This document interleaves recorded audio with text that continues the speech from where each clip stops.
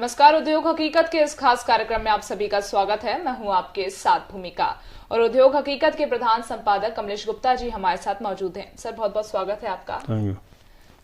मध्य प्रदेश में कोरोना की दूसरी लहर आ गई है, या ये कहना भी ठीक नहीं होगा कि आ गई है, पहले गई ही नहीं थी, छिपा दिया गया था या खुद में खुद छिप गई थी।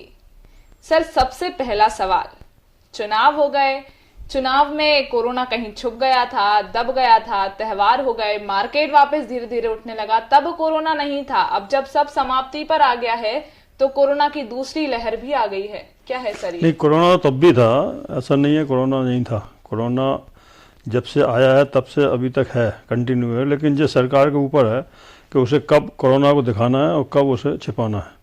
अब जब चुनाव हैं तो उनकी सभाएं होंगी, जैसे सिंधिया जी ने एक बार 600 बसें अरेंज करने के लिए, 50,000 भीड़ जुटाने के लिए, मतलब सिंधिया जी ने साबेर में तो करीब अनगिनते दौरे किए सिर्फ उनको सिलावट को जिताने के लिए। वो जीत भी गए। तो एक्चुअल सरकार जब चाहे वो अपने हिसाब से सब कुछ कानून बनाती है, उसमें कोई नई बात नहीं है। कुछ भी सरकार कितनी महामारी हो या कितने ही सही चल रहा हो, तब भी वो चाहे तो कह दे कि साहब आप कोरोना का बोला 400, उनको करना क्या है, रिपोर्ट ही तो बढ़ानी है, रिपोर्ट बढ़ानी है, घटानी है। या उनको कहना है अपने डॉक्टरों से या जिससे कि भाई आज चेकिंग ज़्यादा कर दो। इंडिया में क्या है कि अभी जो इसके टेस्ट नहीं हो पा रहे, जितने टेस्ट आप ज़्यादा करोगे उतने केस ज़्यादा होंगे। तो उस समय जो चुनाव चल रहा था तो टेस्ट कम हो रहे थे, तो टेस्ट कम हो रहे थे तो केस कम निकल रहे थे। तो केस ऐसा था, बोले जा रहे हैं सभी लोग कि दूसरी लहर आ गई है, तो क्या पहली लहर क्या जा चुका था? क्या मध्य प्रदेश से कोरोना पूरी तरह से जो दूसरी लहर के नाम से दे रहे हैं? नहीं, मध्य प्रदेश चुनाव में बिजी था बहुत बुरी तरह से। चुनाव एक तरह बहुत बड़ी फाइट थी। तो कोरोना कहीं चला गया था? मतलब कोरोना की बात ही नहीं थी, कोरोना की बात ही नहीं थी, कोरोना की बात ही नहीं थी। अस्पताल खाली पड़े थे, बेड खाली पड़े थे। सारे अस्पतालों की रिपोर्ट जो है कि 70% बेड खाली थे। आज की पोजीशन में बेड एक्स्ट्रा इनको और बनाने पड़ेंगे, क्योंकि अब बेड ही नहीं मिलेंगे कुछ दिन में। मतलब 10% की पोजीशन थी अभी खाली की। तो वो दो ऐसा है, सरकार जो होती है ताकतवर सरकार होती है, अभी जैसे इनकी ताकत नहीं थी, लेकिन जैसी 7 सीटें इनको सीटें मिली, 13-15 जो भी मिली, तो उसमें इनकी सरकार बन गई निर्विरोध। और अब वो चाहें तो, वैसे तो कोरोना को क्या उसमें कर्फ्यू लगाना, क्या ये कोई ऐसी चीज़ तो है नहीं कि साहब वो जबरदस्ती थोपी जाएगी आदमी के ऊपर। अगर हमें अपनी जान की चिंता है, हम अपने आप में अलर्ट हैं, तो हम मास्क भी लगाएंगे, दूरी भी रखेंगे और काम भी करेंगे इसके बाद भी। तो अब इसमें सरकार क्या करेगी? सरकार अगर कहेगी मास्क लगाओ तो मास्क सरकार के कहने से। सर, जब छूट दी गई थी व्यापार के लिए भी, बाहर निकलने के लिए भी, तब ये बोला गया था कि अब कोरोना तो स्थायी हो चुका है, अब सबको खुद से ही निपटना है, अब सब अपना अपना ध्यान खुद ही रखे। फिर अब क्यों ये नाइट कर्फ्यू जो लगाया गया है 10 से 6 बजे तक, 10 से 6 बजे तक क्या कोरोना बाहर नहीं निकलेगा? क्या कोरोना का थोड़ा सा दबाव कम हो जाएगा? नहीं, 10 से 6 वैसे तो कर्फ्यू 10 से 6 का लगाने का कोई वो नहीं था। रात को क्या मतलब कर्फ्यू का? रात को वैसे भी सर ठंड आने वाली है, 10 से 6 के समय कौन निकलेगा? वैसे ही शरीफ आदमी तो 9 बजे के बाद वैसे ही घर से ही निकलता। उसका 8 बजे वो घर में घुसा तो बहुत ही जरूरी हो गई कोई चीज़ तो पड़ोस से लाएगा बस, बाकी तो उसे कहाँ जाना। अब जिनको शराब पीनी है, जिनको मतलब ठेकों पे जाना है, बार में जाना है, या जिनके काम उल्टे सीधे हैं, तो वो रात को चलते फिरते हैं। बाकी आम आदमी रात को क्यों जाएगा? आम आदमी मतलब 98% लोग रात को घर पे सोते हैं 10 बजे के बाद। तो उसमें कर्फ्यू का कौन सा नया? अगर कोई बाहर से आ रहा है इंदौर से और वो लेट हो गया, उसकी गाड़ी पंचर होगी, वो 11 बजे भोपाल में एंट्री कर रहा, तो वो उसे आने दिया जाएगा। हमारी फैक्ट्री से मजदूर आ रहे हैं, उन्हें आने दिया जाएगा। तो फिर किसके लिए आपने कर्फ्यू लगाया? स्वाभाविक है सर, इंसान को निकलते निकलते इतना समय हो ही जाएगा। नहीं, वो कर्फ्यू लगाया किसके लिए उनको जो तो बताया हमें। कर्फ्यू उन्होंने किसके लिए लगाया जी? किस जनता के लिए लगाया? मजदूर 7-6 बजे नौकरी छोड़ देता, ओवर टाइम करता, 8 बजे छोड़ देता, अपने घर आ जाता है। अब जो जिस चीज़ का उन्हें बंद करना चाहिए, शराब पे तो उन्होंने टाइम, अभी दुकानदारों ने 8 बजे बंद करने का अपना वो कर दिया जी। व्यापारियों ने अपने आप कर दिया कि भैया हम 10 की नहीं 8 ही बजे बंद कर देंगे। तो जब व्यापारियों को खुद की चिंता है और देश की चिंता है, तो देश की चिंता के लिए शिवराज सिंह को थोड़ी। देखिए, व्यापार उद्योग एक समान, तो ये शराब हुआ, अल्कोहल हुआ, ये क्यों नहीं उसमें आता है? नहीं, कई चीजें नहीं आती। अभी जैसे कि अभी तो ये अपने कन्वीनियंस के हिसाब से कि हमको बिजनेस में से क्या चीजें हटानी है, सब कुछ कन्वीनियंस के साथ। शराब का जो राजस्व है वो उनको इतना ज्यादा है, जितनी भी गलत चीज़ें अभी मुंबई में चल रहा है, किसी के यहाँ 10 ग्राम गांजा मिलेगा, किसी ने 20 ग्राम गांजा मिलेगा, क्या 20 ग्राम गांजा पुलिस जेब में रख के नहीं ले जा सकती अगर उसको केस बनाना है तो? अभी अभी अभी भारती के ऊपर केस हुआ, 83.5 हाँ ग्राम मतलब समथिंग। 83.5 ग्राम गांजा मिला है। चलो पूरे हिंदुस्तान में जब गांजा पैदा होता है वो जाता कहाँ है? लोग उसको पीते ही तो हैं या मेडिसिन में जाता है। तो जब पीते हैं तो उसमें ऐसी कौन सी आफत है? गांजा है, गांजा पीने के लिए तो है, भांग खाने के लिए है। भांग के आपने ठेके कर दिए तो गांजे के भी ठेके कर दो, क्या प्रॉब्लम है? जब शराब के ठेके हैं तो उसका भी ठेका, लेकिन ये पूरा अस्तित्व मिटाने के लिए है। मतलब बम्बई का फिल्म इंडस्ट्री का पूरा अस्तित्व खत्म कर देंगे।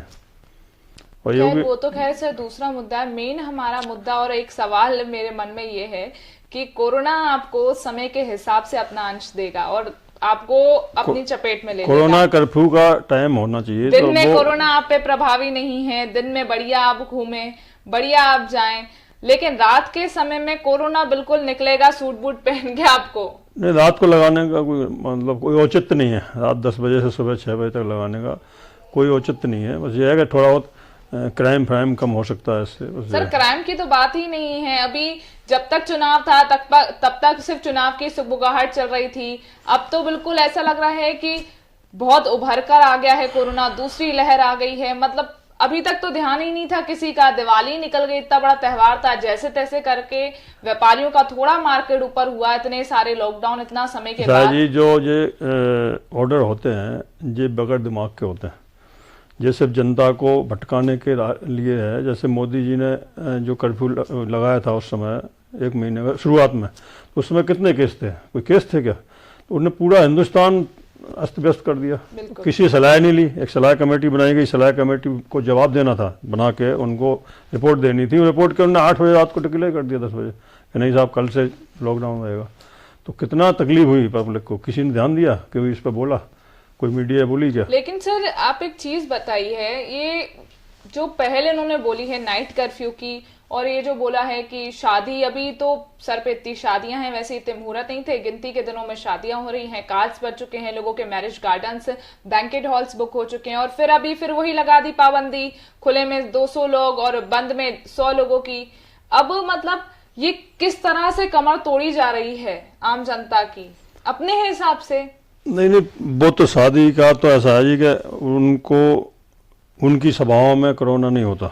उनकी सभा 50,000 की हो सकती तो है। वो देख के निकल जाता होगा। हाँ, यहाँ वो पे कोरोना चुनावी कैसे सभा आया? है, मैं नहीं आ पाऊंगा। वो कोरोना सोचता है कि राजनीतिक लोग हैं, इनसे दूर हो, इनसे दूर नहीं तो मारेंगे अभी और जेल में बंद कर देंगे। उनके पास पावर है जी। जिनके पास पावर नहीं है उनके पास कोरोना आ जाता है, ये समझ लो। बट सर ये नाइट, मुझे तो अभी तक ये समझ नहीं आ पाया है कि खैर नाइट कर्फ्यू हो सकता है इससे कुछ, वाकई हम भी ये उम्मीद करते हैं कि अगर ऐसा कुछ सोच समझ के लगाया है नाइट कर्फ्यू तो बिल्कुल इसका असर भी दिखे कोरोना पर। लेकिन कहाँ से कोरोना पर प्रभाव होगा? 10 से 6 का, पूरा है 10 से 6 का तो कोई तरह का वो नहीं है, कानून नियम ही नहीं है पहले तो ऐसे लगाने का। 10 से 6 तो वैसे ही यहाँ सन्नाटा रहता है। 10 से 6 कहाँ है? मुंबई में जरूर इसका इफेक्ट होता है, जहाँ पे नाइट लाइफ ज्यादा हो। वहाँ मुंबई है, कोलकाता है या दिल्ली है और नाइट लाइफ का चलन है तो वहाँ ठीक है। लेकिन लोग भोपाल रात में में तो भी हमारा overtimes कर रहे हैं। भोपाल में तो नहीं ओवर टाइम नहीं, वैसे भी वैसे यहाँ भी, घूमने जी। निकलते हैं लोग, मौज मस्ती करने निकलते हैं, शराब पीने निकलते हैं। लेकिन यहाँ तो वैसे भी चलन नहीं है भोपाल में।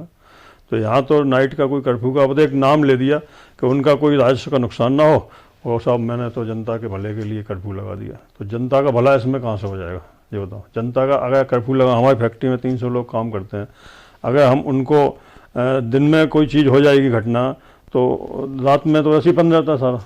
रात में तो हम भी नहीं जाते, सब कुछ बंद रहता है। तो रात में एक्चुअल कर्फ्यू लगाना है तो ऐसा करें कोई एक दिन कर्फ्यू, एक दिन छूट, या जो भीड़ भाड़ फालतू की है जैसा कि नहीं। आपको जैसे मान लो कोई सामान लेना है तो कोई रीजन होना चाहिए। आप बाहर निकले हैं तो कोई रीजन होना चाहिए। हम स्ट्रिक्टनेस बढ़ जानी बस चाहिए। वो बन जाना चाहिए कि आप बाजार काय के लिए आए, बाजार काय के लिए आप ऑनलाइन मंगा लेते हैं, या आप हम मंडी दी फैक्ट्री जा रहे हैं तो हमारा रीजन है साहब, ये कार्ड है, हम फैक्ट्री जा रहे हैं, ठीक है भाई जाओ। मतलब कि जरूरत के हिसाब से। ये देखिए हम अपने दर्शकों को भी ये बताएंगे कि भले नियम कायदे कैसे भी निकले, लेकिन आप अगर सतर्क रहेंगे तो आप अपना और अपने परिवार का ध्यान रख रहे हैं और किसी का इसमें फायदा नहीं ये है। बताता है राजनीति में कि हमको लोगों की बड़ी चिंता है, जबकि समय चिंता अनुसार, विंता कुछ नहीं है। अपने काम के अनुसार, अपने कन्वीनियंस के हिसाब से। चिंता विंता उन्हें किसी की नहीं है, अपने परिवार की उन्हें चिंता है, अपने बच्चों की चिंता है, तो उनको बढ़ा रहे हैं वो।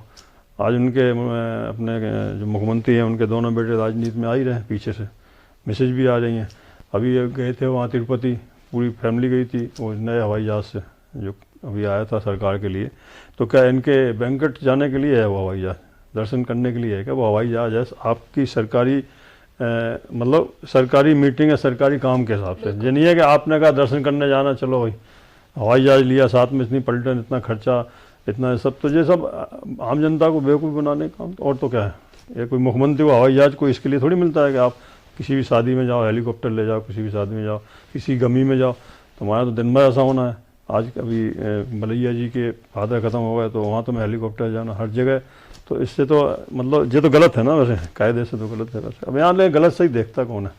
जो हो रहा है वो सही है, बस कोई आवाज़ उठा नहीं सकता। मीडिया जो आवाज़ उठाती है वो मीडिया ख़त्म हो गई, मीडिया पेड़ हो गई हो, जो भी हुआ हो कि भैया ठीक है तुम अपना काम करो, हमें अपना करने दो, तो हमारे खिंचाई करोगे हम तुम्हारा धंधा खत्म करेंगे, चुप रहो। पर सर ये जो अब निकल के आ रहे हैं केसेस की, ज्यादा कोरोना के केसेस हैं मेन मुद्दा। चेक वो जो तो आपकी कोरोना केस या कोई भी केस आपके उस पर है, टेस्ट पे। सर ये कौन जिम्मेदार है इसका? ये जिम्मेदार तो क्या होता है, मैं बढ़ता इसमें जो जिम्मेदार क्या कोरोना है। करोगे? मान लो चलो सरकार को जिम्मेदार बनाओ, तो सरकार तो हर काम के लिए जिम्मेदार है। कौन? हम आम जनता जिम्मेदार नहीं है? नहीं, हम तो प्रशासन कह रहे है, हैं सरकार जिम्मेदार। सरकार जो है शिवराज सिंह सरकार में 17 साल से है, 15 साल तो पूरे जीत दिए, तब इन्होंने चेकिंग नहीं की खाद्य पदार्थों की। अब इतनी सख्ती है चेकिंग कर रहा है कि अब टीम लगा दी पूरी, कोई नहीं बचना चाहिए, कुछ भी हो जाए, क्योंकि अब उनको अब उनके ऊपर आ गया। कल जो इनने किया कमलनाथ ने, अब उसकी उनने कॉपी कर रहे हैं। तो अभी तक 15 साल तक आपने दूध क्यों नहीं चेक कर रहे थे, मिठाइयाँ क्यों नहीं चेक कर रहे थे? क्या रामराज था मध्य प्रदेश में? ऐसा तो कुछ है नहीं। तो अपने जो मौके उनको अधिकारी बताते हैं कि सर अभी ये पॉइंट ले सकते हैं आप, इस पॉइंट से आप पॉपुलर हो जाएंगे। अच्छा चलो लगाओ, आज ही से लगाओ।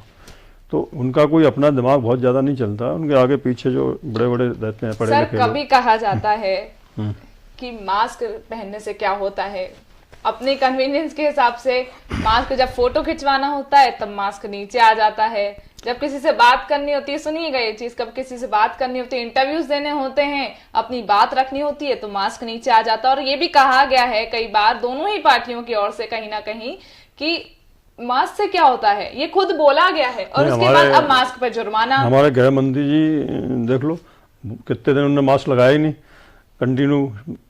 तो अब उसके लिए ये थोड़ी गृह मंत्री को कौन कहेगा मास्क नहीं लगाया था आपने, कौन उन पर अर्थदंड करेगा? सरकारें तो सरकार तो सरकार सर ऐसा कौन सा बुलेट प्रूफ या फिर ऐसा कौन सा कोरोना प्रूफ जैकेट ये लोग पहन के रखते हैं, हम जनता को भी मिल जाए तो वो भी कोरोना से बचे रहें? फिर नहीं, इनको एक्चुअल कोरोना क्या है? कोरोना तो या तो हम माने ही नहीं कि कोरोना, सर ये तो देखिए बहुत मजाकिया बात हो जाएगी कि कोरोना इंसान देख के अपने आप निशाना लगाता है, ऐसा तो बिल्कुल नहीं है। नहीं कोरोना तो नहीं ऐसा नहीं है, इसका फर्क पड़ता है। मैं आपको बता देता हूँ कि जो लोग साफ सुथरे घर में साफ सुथरे रहते हैं, कम लोग उनके आना जाना होता है, तो वहाँ ठीक है कोरोना आने में टाइम लगेगा। लेकिन जो अब जैसे चिंता उनकी करनी चाहिए जो लोग झुग्गियों में रह रहे हैं, बिल्कुल सही, बगल में गंदा नाला बह रहा, क्योंकि उनके पास कोई सेफ्टी करने नहीं, का साधन ही नहीं है उन पे, उनका वो उनकी रोटी के लिए पैसा नहीं है तो मास्क कहाँ से लगाएंगे? तो सरकार उनको मास्क बांटे, जैसे भी बट रहे थे कोई प्राइवेट संस्था में। अभी बीच में कोरोना ने दिन 2 महीने के लिए गायब ही कर दिया था। बिल्कुल गायब हो गया था कोरोना। तो कहीं छिपसा गया था, छिपा दिया था, छिपा दिया, जांचें नहीं हो रही थी तो कोरोना छिप गया था। बस अभी जांचें शुरू कर दी तो वो बढ़ गया, अब उनको जवाब देना पड़ता, तो इसलिए उन्होंने फटाफट उन्होंने ये करो वो करो। तो सर ये इसमें अब कौन पिसेगा? ये जो दूसरी लहर के चक्कर में अब जो चीजें आ रही हैं, अब इसमें कौन पिसने वाला है? पिसता कौन है? जनता, आम जनता, छोटा आदमी, और कौन पिसता?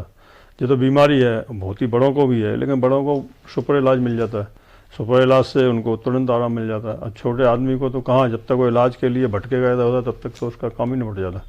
हमने देखा कई लोगों को एम्बुलेंस में डालते हैं, जब आते हैं डॉक्टर हाथ ही नहीं लगाता, पता लगा जब 2 घंटे हो जाते हैं, 2 घंटे बाद तो ख़त्म हो जाता। बिल्कुल। अब इतने एक्सीडेंट हो रहे हैं, जो हो रहे हो, तो इनको रोकना। भाई कोरोना अकेला थोड़ी है इंडिया में, कोरोना में कितने मर रहे लोग बताओ?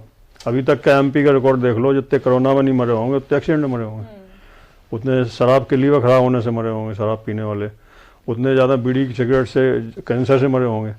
तो और इतने ज़्यादा बच्चे उनको डोज नहीं मिलता, पूरा खाना नहीं मिलता गाँव में, उससे ज़्यादा मरते हैं। तो उनका तो इन्हें कानून, मतलब इस तरह से कोई चीज़ आज जो भी है सब इनकी एक टीम है। बीजेपी क्या है या कांग्रेस क्या है, इनके कार्यकर्ता लाखों में होते हैं, करोड़ों में।